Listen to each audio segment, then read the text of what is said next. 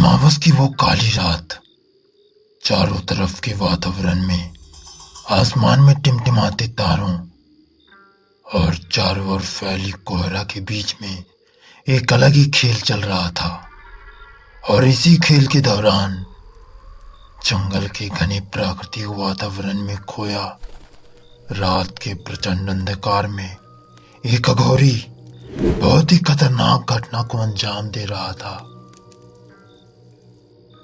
घना काला वीरान जंगल जिसमें जंगली जानवर भी सोए हुए थे।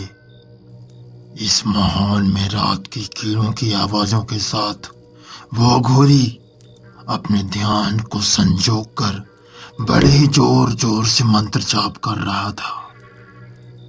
तेज मंत्र को उच्चारण करते हुए अपने हाथ में तेज धार वाला चाकू लिए हुए था और दूसरे हाथ में एक मुर्गे की गर्दन को पकड़े हुए था। मंत्रों के तेज जाप के साथ उसने मुर्गे की गर्दन को उसके धड़ से अलग कर दिया। जैक अमावस की रात को अपनी समस्याओं के समाधान के लिए उस अघोरी बाबा से मिलने पहुंच गया। उसने देखा कि वो अघोरी तेज तेज कोई मंत्र जाप कर रहा है। उसके पूरे शरीर पर भस्म लगे हुए थे। उसके सामने कुंडल में अग्नि जल रही थी।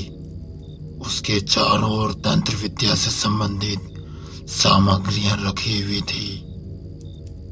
वहां के वातावरण ने उसके नजर को एक विशेष प्रकार के बंधन से बांध रखा था।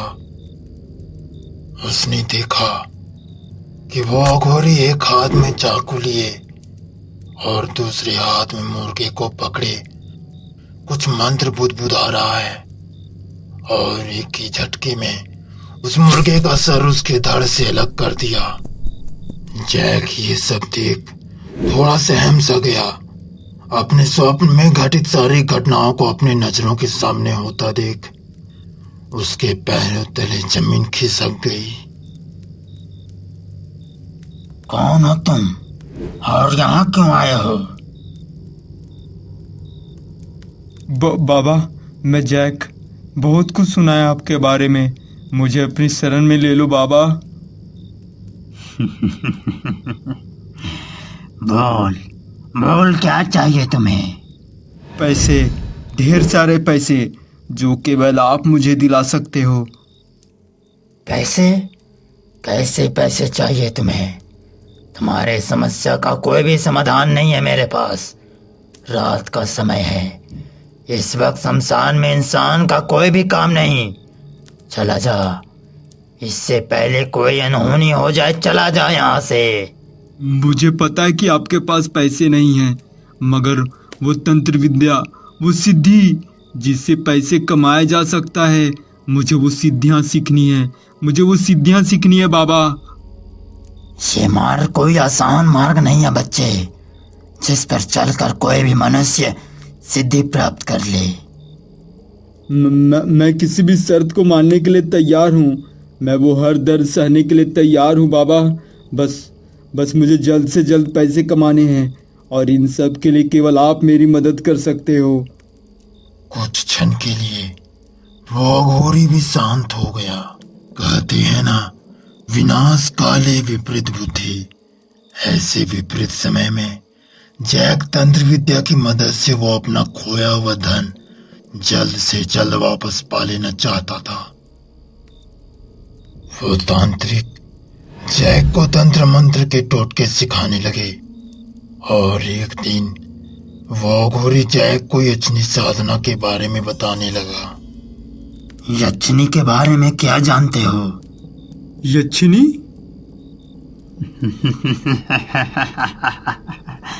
यक्षिणी, मैंने कई यक्षिणियों को सिद्ध किया है जो मेरी हर मुश्किलों में मेरा साथ देती है।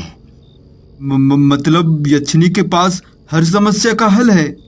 निसंदेह, वो चाहे तो तुम्हारी हालात को पल भर में बदल दे, मगर यक्षिणी साधना कोई बच्चों का खेल नहीं, और खासकर तुम जैसे सामान्य मनुष्य के लिए तो बिल्कुल भी नहीं है। बाबा, एक लाचार बेबस इंसान के लिए कोई भी असंभव कार्य संभव में बदल सकता है। बस मुझे ये बताइए कि यक्षिणी को साधना कैसे है। ठीक है, मैं तुम्हारी बात मान लेता हूँ। तुम्हें धन दौलत ऐशो आराम शारीरिक सुख सब कुछ मिलेगा।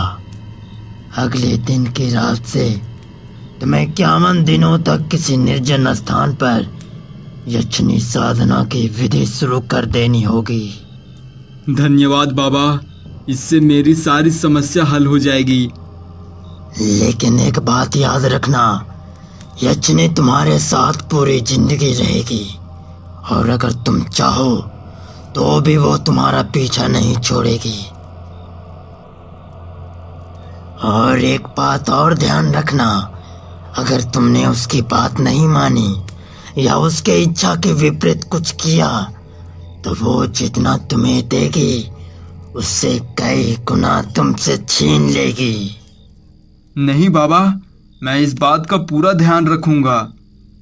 वो अघोरी उसे यक्षिणी साधना की सारी विधि बताते हैं और दूसरे ही दिन से जैक उस अघोरी बाबा के कहे अनुसार यक्षिणी साधना शुरू कर दी। उसने अपने शरीर पर भस्म लगाए, काली धोती पहने, वो भी तांत्रिक लग रहा था। अगले 51 दिन तक जैक जब दुनिया नींद के आगोश में लीन थी तब वो किसी निर्जन स्थान पर यक्षिणी साधना का विधि कर रहा था और आज उसके साधना की आखिरी दिन थी। लेकिन आज उसे एक विशेष प्रकार की विचलन उसके अंतर्यात्मा को महसूस हो रही थी। धीरे धीरे उसके ध्यान भंग होने लगे। उसके अपने आसपास के वातावरण में कुछ नकारात्मक शक्तियों का एहसास होने लगा। उसे यकीन था कि यह उसकी यक्षिणी साधना का एक हिस्सा है।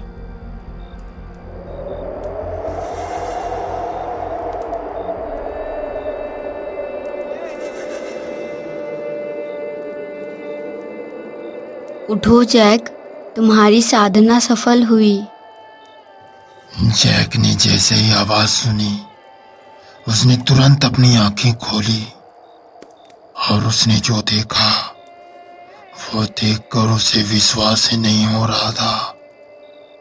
पूरी जिंदगी में उसने इतनी सुंदर स्त्री कभी नहीं देखी थी। वो बस उस स्त्री को ऊपर से नीचे तक घूरे जा रहा था। क्या हुआ जैक, कुछ बोल क्यों नहीं रहे? तुम्हें मुझसे कुछ नहीं चाहिए, बोलो। यक्षिणी का हर एक एक शब्द जैक को ऐसे सम्मोहित कर रहा था कि वो अपने मूल उद्देश्य से ही भटकने लगा और इसी उत्तेजना में वो कुछ ऐसा बोल गया। यक्षिणी के लिए तो सब कुछ मुमकिन है। अगर यक्षिणी मेरी हो जाए तो मेरे लिए कोई भी असंभव कार्य संभव हो सकता है। तो आज से ये यक्षिणी तुम्हारी हुई और तुम्हारी इच्छा को पूरा करना ही मेरा धर्म होगा। लेकिन क्या यक्षिणी? अब मेरे सिवाय तुम किसी और औरत के ऊपर आंख उठाकर भी नहीं देखोगे, फिर चाहे वो तुम्हारी पत्नी ही क्यों ना हो। नहीं नहीं, मेरे लिए तो अब तुम ही सब कुछ हो। उस दिन से यक्षिणी और जैक हर रात अब एक साथ बिताने लगे। अब जैक के पास पैसे की कोई भी कमी नहीं थी। घर में वो सारी चीजें थी जो कि जैक चाहता था। लेकिन जब से यक्षिणी जैक की जिंदगी में आई उस दिन के बाद हर रोज जैक और उसके पत्नी के बीच झगड़े होते। जैक को तो बस अब यक्षिणी के सिवा कुछ सोचता ही नहीं था। यक्षिणी जैक की सारी इच्छाएं पूरी करती थी, जिसके बदले जैक को भी यक्षिणी के साथ हर रात शारीरिक संबंध बनाना पड़ता। धीरे धीरे यक्षिणी की शारीरिक सुख की चाहत बढ़ती जा रही थी, जिसके कारण जैक शारीरिक और मानसिक रूप से पूरी तरह से कमजोर हो चुका था।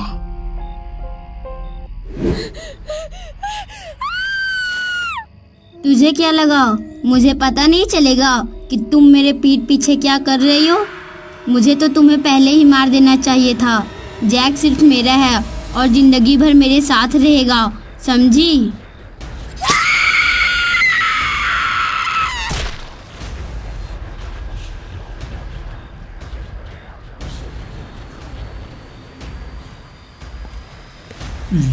ये सब क्या सपने आ रहे हैं मुझे?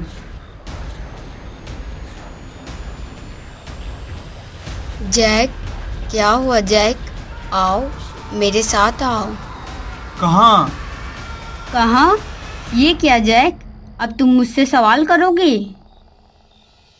देखो यक्षिणी, अब मैं हर रोज तुम्हारी शारीरिक सुख की चाहत को पूरा नहीं कर सकता। मैं अपने आप को शारीरिक और मानसिक रूप से काफी कमजोर महसूस करता हूँ। मैं चाहता हूँ कि तुम अब मुझे छोड़कर हमेशा हमेशा के लिए चली जाओ। क्या मैं तुम्हें छोड़कर चली जाऊं? शायद तुम कुछ भूल रहे हो जैक। तुमने मेरी इच्छाओं को पूरा करने का वादा किया था। अगर तुमने आज की रात मेरी इच्छा को पूरा नहीं किया तो कल की सुबह तुम्हारी जिंदगी की आखिरी सुबह होगी। इतना कही यक्षिणी वहां से गायब हो गई।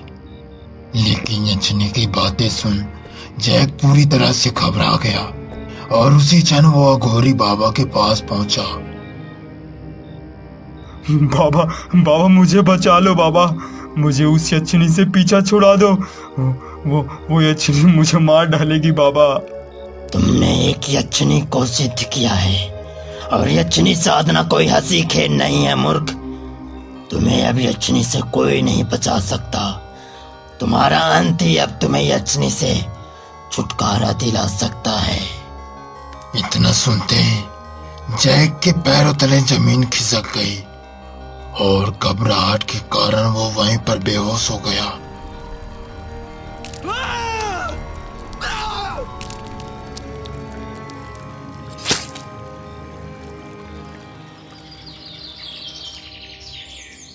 अगले दिन जब सुबह हुई तो जैक के शरीर के कई टुकड़े किए हुए उसके घर के बाहर पाया गया।